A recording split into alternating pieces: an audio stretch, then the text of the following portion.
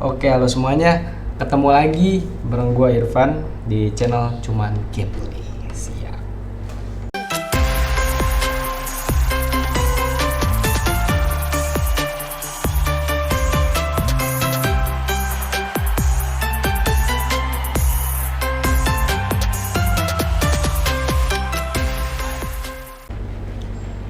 Oke, jadi di sini gue nggak bakalan main game dulu ya. Gue bakalan eh, menceritakan sesuatu yang sedang viral, cuy. Apakah itu beritanya? Buset, apakah itu beritanya? Jadi ceritanya tuh gini. Kemarin gue tuh sempet pengen main game Left 4 Dead ini, cuy. Game Left 4 Dead ini, cuy. Tapi entah kenapa biasanya begitu gue buka itu lancar-lancar aja, dia langsung masuk. Nah cuman kemarin tuh gue buka gamenya tapi dia nggak masuk kayak gini, dia nggak ada respon sama sekali.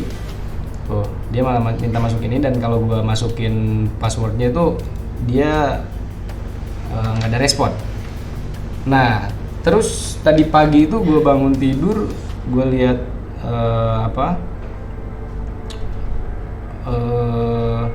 postingan temen gue yang katanya tuh Steam diblokir sama Kominfo, cuy. Steam diblokir sama Kominfo. Dan gue bertanya-tanya, ini tuh kenapa, cuy? Kenapa Steam bisa diblokir? Dan gue searching ternyata nggak cuma Steam yang yang diblokir sama Kominfo. Jadi dia tuh ada 7 situs, di antaranya itu 5 situs sama 2 game kalau nggak salah, 2 game yang diblokir sama Kominfo, cuy.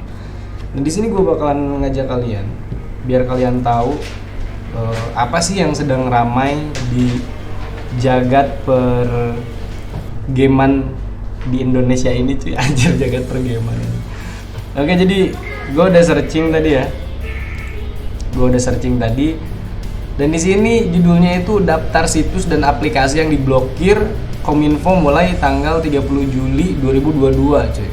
Berarti itu tadi ya, per tanggal tadi. Jadi dia bilang begini nih.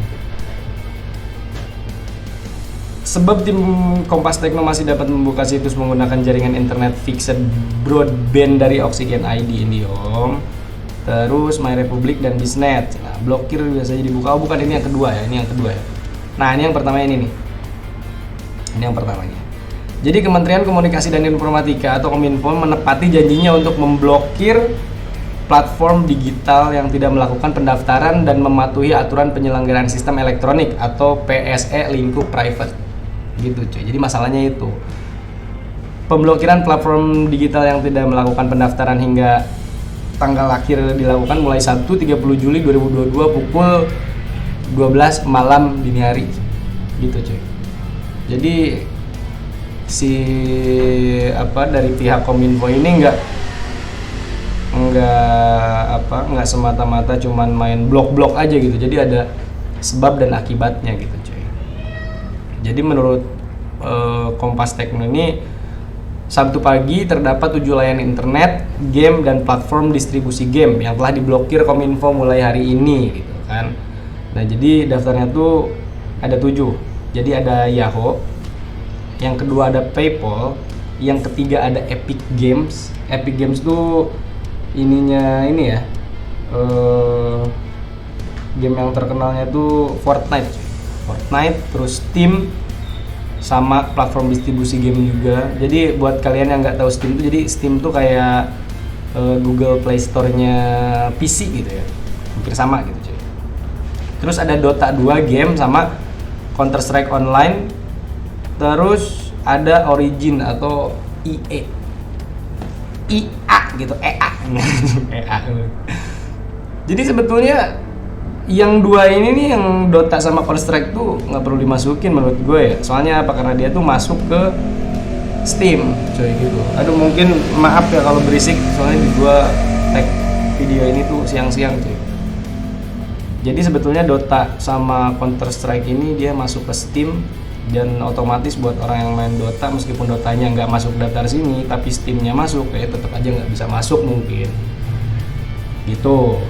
Terus ketujuh platform digital tersebut mulai diblokir Kominfo karena belum juga mendaftarkan diri ke Kominfo setelah dikirim surat teguran. Tuh. Jadi sebelum-sebelumnya juga mereka ini pernah dikirim surat teguran sama Kominfo untuk segera mendaftarkan dirinya bukan dirinya kan, apanya ya, perusahaannya gitu, untuk mendaftarkan perusahaannya ke PSE ini, penyelenggara sistem elektronik gitu cuy. Jadi dalam kebijakan Kominfo itu, bila tak segera mendaftar sesuai tanggal yang ditentukan, PSE lingkup private bakal dianggap ilegal dan akses layanannya bisa diblokir di Indonesia gitu. Menurut Kompas begitu ya. Terus lanjut, layanan keuangan PayPal sebenarnya sudah melakukan pendaftaran nih dan sudah tercatat pada halaman PSE Kominfo. Jadi si PayPal ini sebetulnya udah daftar dia ke Kominfo. Cuman berisik nih motor lewat nih. Iklan dulu. Oke, berisik banget motor aja. Cuman si PayPal ini terpantau tidak bisa diakses, aplikasi terblokir dan malah tercatat sebagai situs terlarang pada situs Trust Positif Kominfo. Jadi sebetulnya si PayPal ini udah daftar. PayPal ini dia udah daftar cuy. Cuman dia malah tidak bisa diakses atau terblokir dan malah tercatat sebagai situs terlarang gitu aja. Jadi si PayPal ini nggak tahu apa-apa gitu. PayPal nggak tahu apa-apa, tahu-tahu diblokir gitu coy. Nah, PayPal sepertinya baru mendaftarkan diri pada Jumat malam. Oh berarti dia baru daftar kemarin, Cuk. Dia baru daftar kemarin mungkin karena dia pengennya mepet gitu aja, mepet gimana ya maksudnya? Dikirim surat tegurannya kapan? Terus PayPal-nya santai aja lah, ntar lah min 1 aja nih, min 1 sebelum diblokir. Tapi akhirnya dia tetap tercatat, cuy. Aduh, motor berisik banget sih anjir.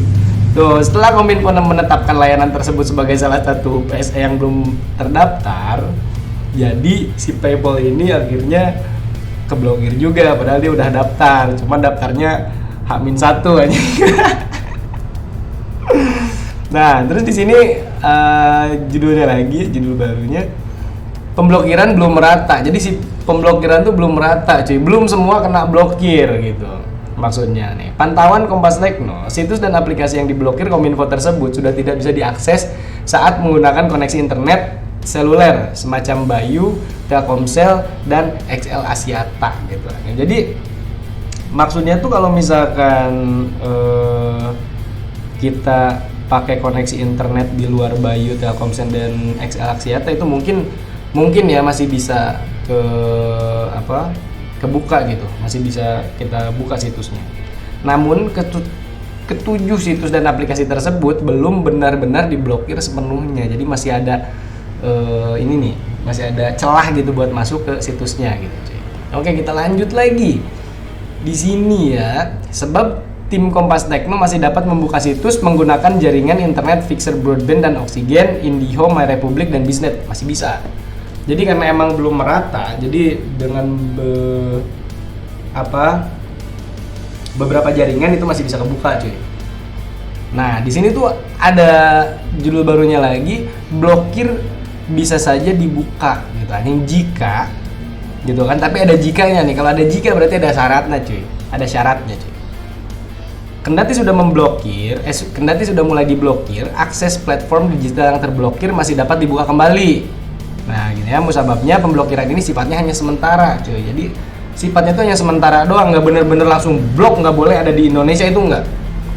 Ini masih bisa dibuka jika, nih ya, kata Kompas TV ini, caranya adalah dengan melengkapi pendaftaran PSE melalui online single submission risk based approach atau SSRBA gitu. Jadi intinya tuh Kominfo tuh cuma minta satu, cuy. Cuma minta si perusahaan-perusahaan ini tuh daftar ke Kominfo gitu. Biar Kominfo bisa pantau gitu. Jika si Kominfo bisa mantau pergerakan ya yang buka situsnya gitu. Tuh, jadi begitu, cuy. Jadi kalian tuh jangan barbar demo Kominfo aja. Kalian tuh super barbar gitu aja. Jadi ini tuh masih bisa dibuka karena ini diblokir hanya sementara, cuy. Kominfo cuma minta satu, Ini si perusahaan ini cuma minta daftar doang gitu, daftar ke Kominfo biar jadi platform yang tidak ilegal gitu cuy, yang bisa bisa dipantau sama Kominfo itu sendiri gitu. Jadi ada sebab ada akibat, itu balik lagi ke perusahaannya cuy. Kan di sini udah jelas-jelas ya.